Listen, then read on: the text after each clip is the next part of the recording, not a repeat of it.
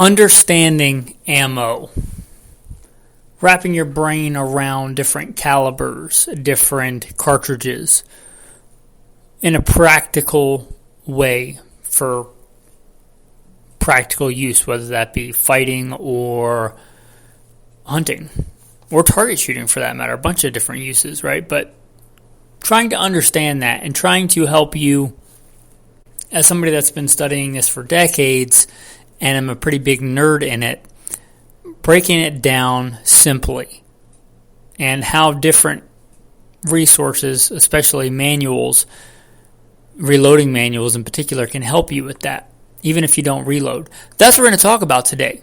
Welcome to Gunfighter Life, the podcast where we talk about guns, gunfighting, tactics, ballistics, the correct way, with the Almighty God at the center, biblical, Judeo-Christian values, and real-world first-hand experience. With that, I'm blessed to serve you as host. First and foremost, I am a Christian. That is number one in my life. Hopefully that comes out in the way that I live, and this podcast is no different. Also, military, law enforcement, private security contracting, a bunch of, assignments, bullet points inside each one of those. Competition shooter. Been hunting since I was a boy. Reloaded for a long time.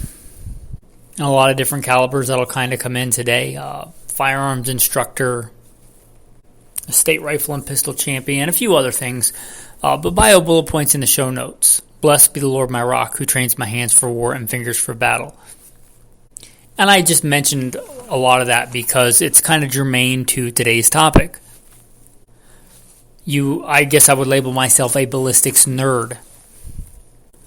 I will just sit there and study ballistics manuals, ballistics tables, things like that, which is, I think, an attribute that many, but not everybody, shares in the shooting world. Some people don't care at all. They just want, whatever their grandfather had, or whatever's the complete opposite of that, whatever's trending on social media, super high BC bullets or whatever, like whatever the case is. Some people just don't care about the numbers, the ballistics. But if you do, or if you want a better understanding, I would submit to you that you might want to get a reloading manual. Even if you don't reload. I heard some numbers recently reference that only about 5 to 6% of hunters and or shooters reload. That's alarming to me, but hey, it is what it is. I'm not saying you have to reload. I'm not saying you're a bad person if you don't reload. It's not a commandment, right? Thou shalt reload. That's not it at all. But for the other 90-some%, if those numbers are correct, I think a reloading manual can still help you even if you don't reload. Apologies for that. Even if you don't reload, these manuals, I think, can help. How is that? It's called a reloading manual. Well, first off, let me start out by saying books can still be beneficial. If you're a Zoomer, that's great, but not everything has to be digital. Not everything has to be looked up on your smartphone. Not everything has to be on a screen, right? And even if it can be, I think there is real benefit in, call me old school, but paper, like that you hold in your fingers, that you can hear, right? That you can open up and look at in a book, those ancient things called books. So a lot of this stuff, and I do use digital resources, right? But I think there's value in a reloading manual. Let me start off with the value of just understanding broad categories.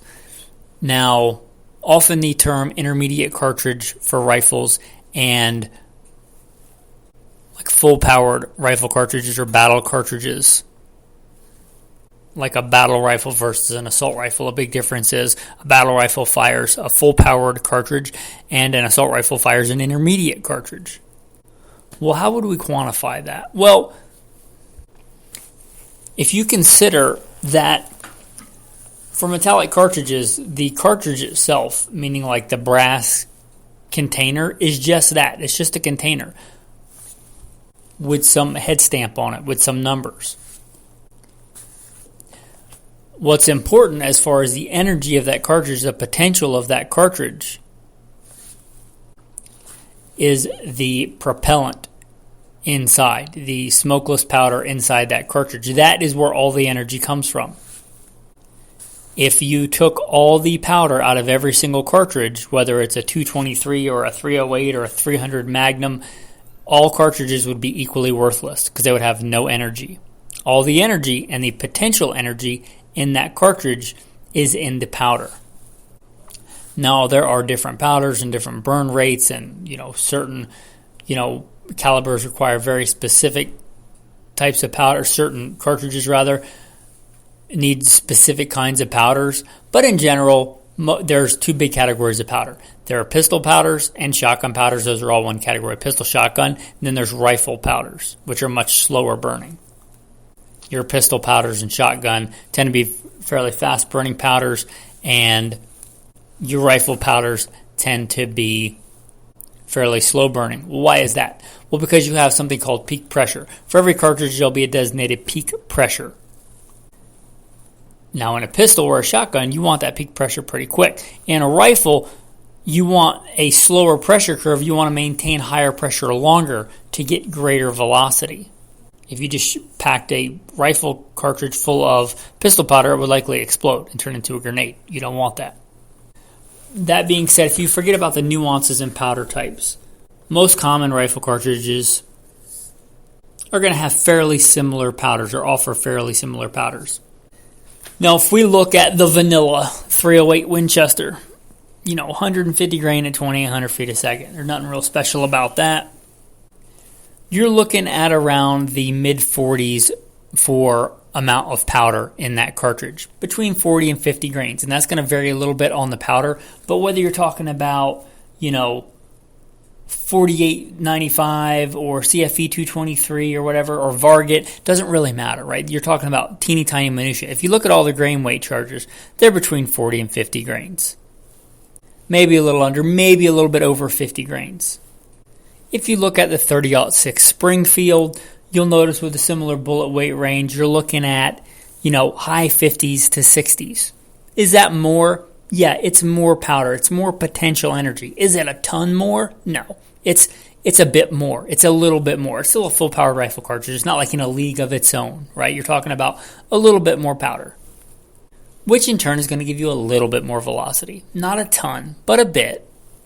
And these are both your quintessential full-powered rifle cartridges, right? If we look to, and to give credit where it's due right now, I'm looking in a Hornady manual because it was the one that I had on my desk today. Right, if we look at a 223/556 NATO, there's some different loading data, but they're basically the same. If we look at a 55 grain bullet in a 223 or a 556, I'm looking in the manual now, you're talking about 25-ish grains of powder, maybe a little bit more, maybe a little bit less, but let's just say 25 grains of powder. Well, that's a lot less than 50 to 60 grains of powder, 40 to 50 to 60 grains of powder. That's a lot less. It's a bit more than half. Again, that's an intermediate cartridge. That is an entirely different class. It's not even close to a 308. It's not even close to a 30-06.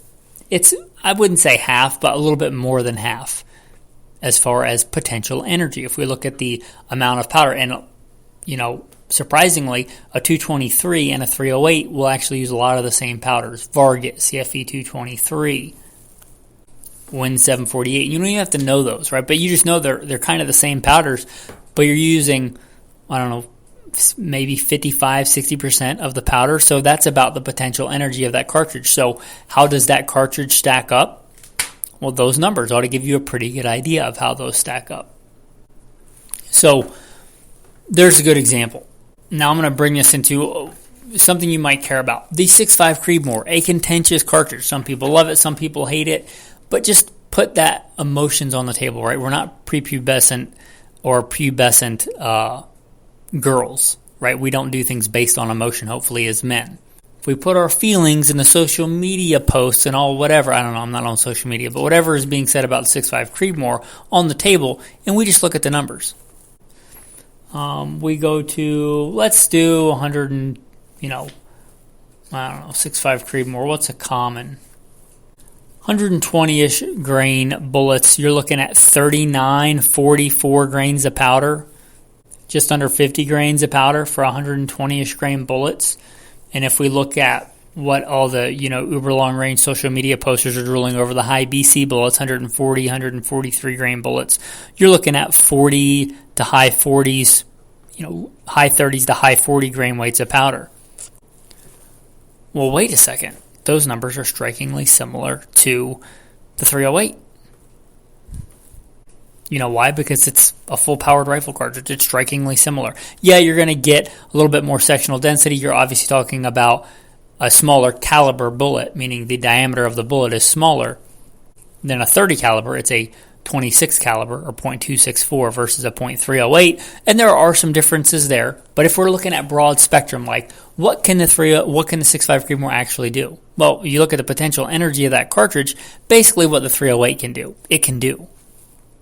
People that are like, it's a poodle shooting caliber, it's not fit for anything other than a gift at a quinceañera, right? Well, then you had probably better think the same thing about a 308.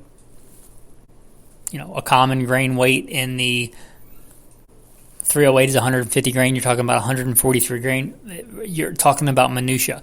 You're talking about high 40s grain weight of powder to 40-ish grains of powder. That's just under 308. It's not like it's a lot under. It's for all intents and purposes, for most things that most people are going to do, as far as the target is concerned, indistinguishable. If you're talking about the uber long-range steel stuff, obviously 6.5 Creedmoor has the advantage. But if you're talking about practical stuff that most people are going to do, it's just the label on the bottle. They're both got about the same amount of potential energy. One's, in the weight range, slightly lighter bullets. But if you compare fairly similar bullet weights, they're going at fairly similar velocities. So despite what all the marketing hype would have you believe one way or the other, whatever you're going to do with a 308, you could probably do with a 6.5 Creedmoor. And there are some exceptions when you get to one extreme or the other. Yeah, if you want to shoot, 180 grain bullets, you're going to be doing it in a 308. If you're looking at super high BC stuff, because that's important, you're the, few percent of shooters that actually care about that or where that's actually important to you, then you're going to gravitate towards 6.5 Creedmoor. But the vast majority of the time, flip a coin, man. It's just a number it's just a head stamp. Doesn't really make a difference. The 6.5 Creedmoor is a full-powered rifle cartridge. Let's look at the 30-30 Winchester.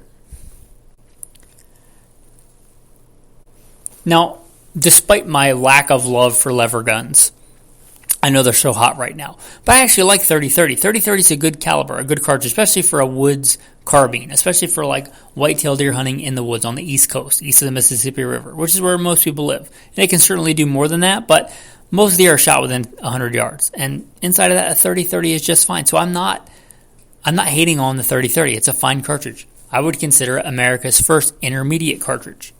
Why would I say that? If we look at common bullet weight ranges, they're 150 grain to 170 grain bullet. If I look at the 150 grain bullets, you're looking at the low 30s to high 30s, depending on powder. If I look at 170 grains, which is another common one, we're talking about high 20s to mid 30s. Now these are different bullets, different velocities, but if we look at the potential energy, that's a lot closer to the ballpark of a 223 than it is a 6.5 Creedmoor. I would submit, even though you might have a conniption or a brain aneurysm by hearing this, that 30-30 is a lot closer to 223 in like being an intermediate cartridge than 6.5 Creedmoor, which is closer to a full-powered rifle cartridge. And again, I like 30-30. And I don't hate 6.5 Creedmoor. I just look at the numbers.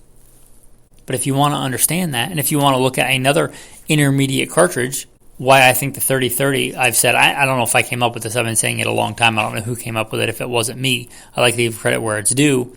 That, 30-30 is America's first intermediate cartridge. If you look at like the quintessential, not the world's first, but the quintessential really popular intermediate cartridge, what you would point to as like this is the epitome of an intermediate cartridge, it would be the 7.62 by 39. The AK round, or originally the SKS round. Well, if you look at that, if you look at 150 grain bullets, what are we talking? We're talking 20-ish some grains of powder. Now, different bullet weights, different bullet diameters, but that's pretty much the same potential energy as 5.56, right? They're both intermediate cartridge. You're both talking about 20-ish grains of powder. About the same potential energy. Now, one's got a much heavier bullet going slower. One's got a much lighter bullet going faster. You could, argue that whether you're a kinetic energy guy or whether you're a foot-pounds guy or whether you're a Taylor knockout formula guy, whatever. But the potential energy that is contained in those cartridges is about the same. So if you're trying to wrap your head around it, that may help. And if you look at this, you look at the numbers of, a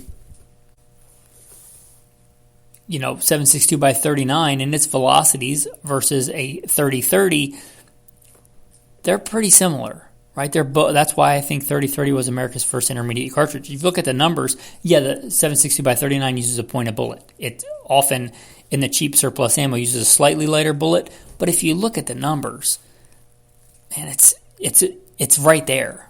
Yeah, it's a different cartridge. It has a different head stamp. And one's in a ye olde lever gun, and one's in a, Kami semi-auto. But as far as the performance of the cartridges, they're very similar in the spectrum of cartridges. And this may help you decipher, and throw out some marketing hype in terms that are just thrown around. Like the term Magnum, right? There's no industry standard for the term Magnum. What does it mean?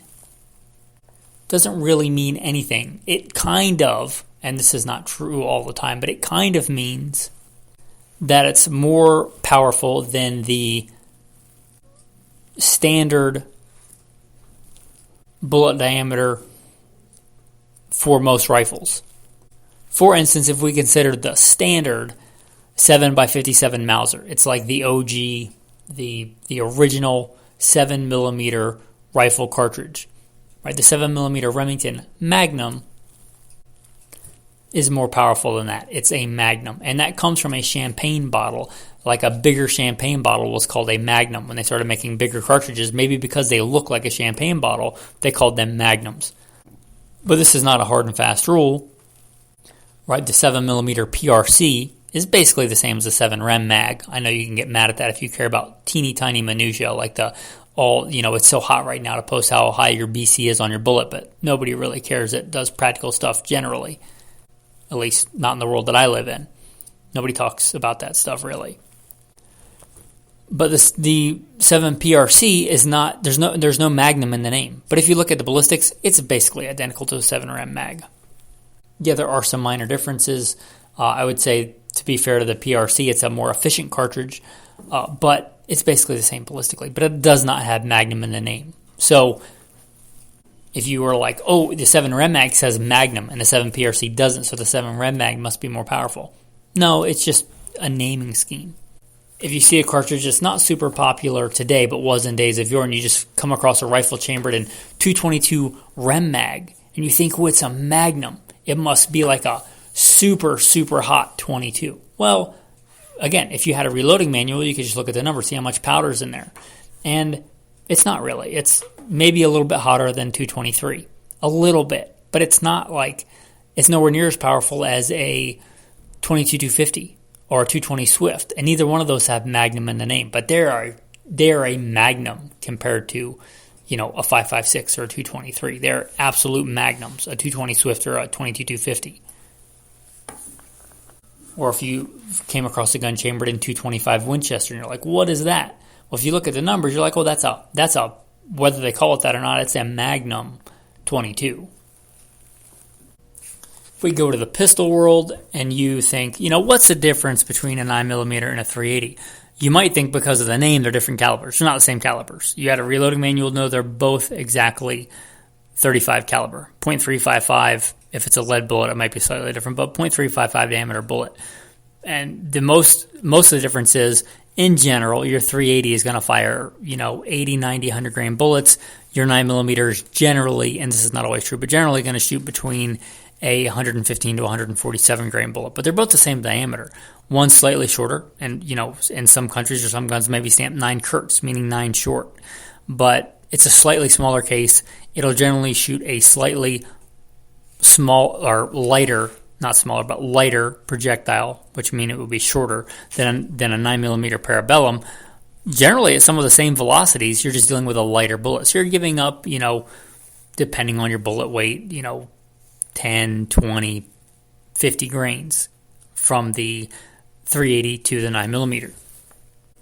If we talk about something that's also so hot right now, they're simultaneously pushing these super high BC giant obese scopes with fidget spinners, and they're also pushing old school old school